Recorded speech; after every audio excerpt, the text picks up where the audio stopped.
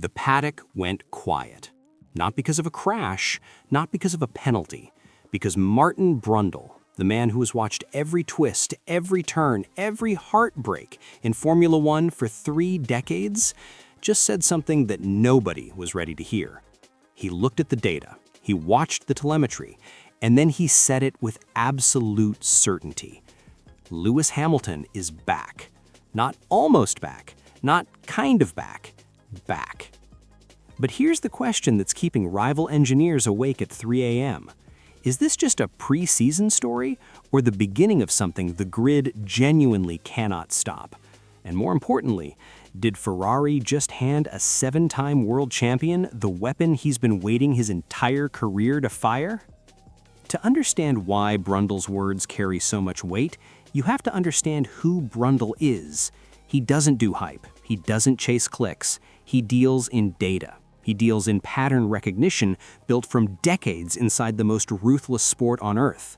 So when Brundle goes on record after witnessing what happened in Bahrain testing and says he is confident Lewis Hamilton is back to his best, that isn't a compliment. That is a technical alarm bell. Because Brundle has watched Hamilton since 2007. He has seen every version of this man, the hungry rookie, the dominant champion, the broken figure we watched struggle through 2025 without a single podium. And now he's seeing something else entirely. He's seeing a version of Lewis Hamilton that hasn't existed since the peak of Mercedes' dominance. But that was just a start, because what Brundle witnessed wasn't just a driver finding form. It was a driver finding form inside a car that was secretly built for him. Fred Vasseur effectively sacrificed Ferrari's entire 2025 campaign. Development stopped in April.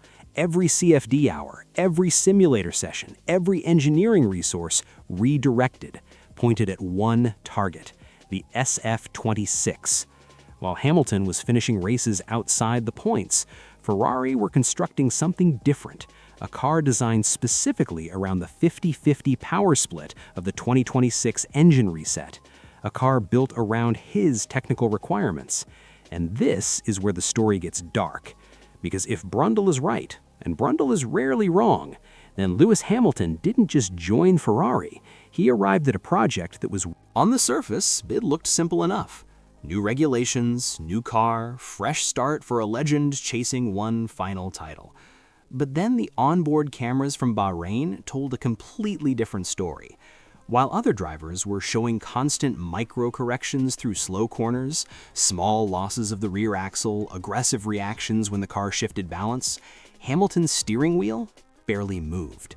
No whipping, no overdriving, no internal fight with the machine. The car followed the driver's intention. And according to Brundle, that is the real story.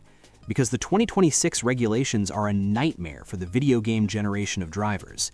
The removal of the MGU-H means these cars are no longer perfectly balanced power delivery machines. They are peaky, they are laggy, they punish excess. They punish the driver who attacks the braking and then corrects. They reward the driver who anticipates. And here's the twist nobody saw coming. That exact skill, anticipation over reaction, energy management over aggression, is the skill that has defined Lewis Hamilton's entire career. The regulations didn't weaken him, they were accidentally built for him. Let's go deeper, because Brundle's confidence isn't just about driving style.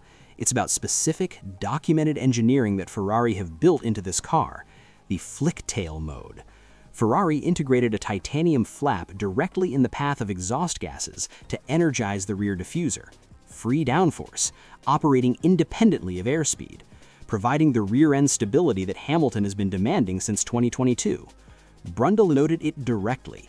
Hamilton finally looks happy in the cockpit. In Formula One, a happy Lewis is a fast Lewis. Then there's the rotating rear wing, a 180-degree pivot that stalls airflow on the straights to eliminate drag in a way conventional systems physically cannot match. Even after just 5 laps of data, technical experts were calling it a silver bullet, a reported 10 kilometers per hour gain in top speed. David Coulthard suggested it might be psychological theater to unsettle rivals, but Brundle stayed focused on what the numbers showed. That kind of delta doesn't happen by accident. And then there's the statistic that is genuinely damning for Hamilton's rivals, a reported 7-meter traction advantage over George Russell and Lando Norris out of slow corners. 7 meters! Before the straight has even begun, Hamilton is winning the race to the next braking zone. That isn't just engine power, that is rear suspension geometry keeping the tire contact patch stable under the massive torque of the new hybrid units. Brundle has seen the telemetry, and his verdict is clear. The SF-26 is the most... So what does this mean for the championship, for the paddock, for everyone wearing a different color race suit? First, the psychological consequence. Hamilton admitted publicly that he forgot who he was during the podiumless disaster of 2025. That level of honesty from a 7-time world champion is almost unprecedented. But his promise of one hell of a season signals something beyond motivation. It signals a total realignment. A man who has shed the political weight of his final Mercedes years and arrived somewhere that treats his feedback as gospel. Brundle sees it, the paddock feels it. Alex Albon has already publicly tipped Lewis as the biggest winner of this regulation reset, and Albon is one of his rivals. Second, the championship consequence. Ferrari's small turbo strategy kills turbo lag on stop-start circuits like Melbourne.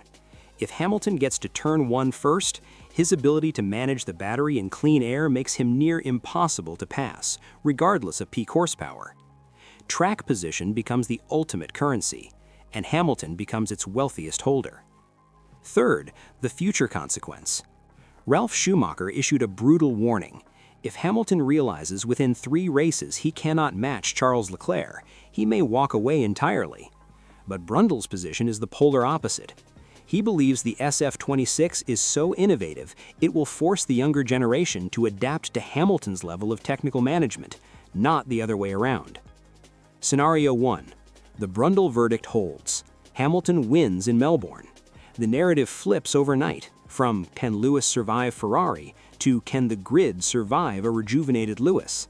The history books open to a new chapter. Scenario 2. Leclerc is faster. The internal battle begins quietly, then publicly. Ferrari faces the impossible question every team faces when they sign 2 lions, and the political war begins before summer. Scenario 3. Red Bull and Mercedes watch. They study the Macarena wing, they decode the flick tail exhaust, and they arrive in round 4 with answers. Because in Formula 1, no silver bullet stays secret for long. Has Ferrari genuinely built the most innovative car on the 2026 grid? Or is Brundle's confidence about to meet the brutal reality of a 23-race season? One thing is certain, the man who forgot who he was in 2025 has remembered, and the sport will never be the same for it. If you made it this far, you already know, this season isn't about who's fastest, it's about who survives the reset. So tell me, is the king officially back, or is this the greatest preseason story Formula One has ever told?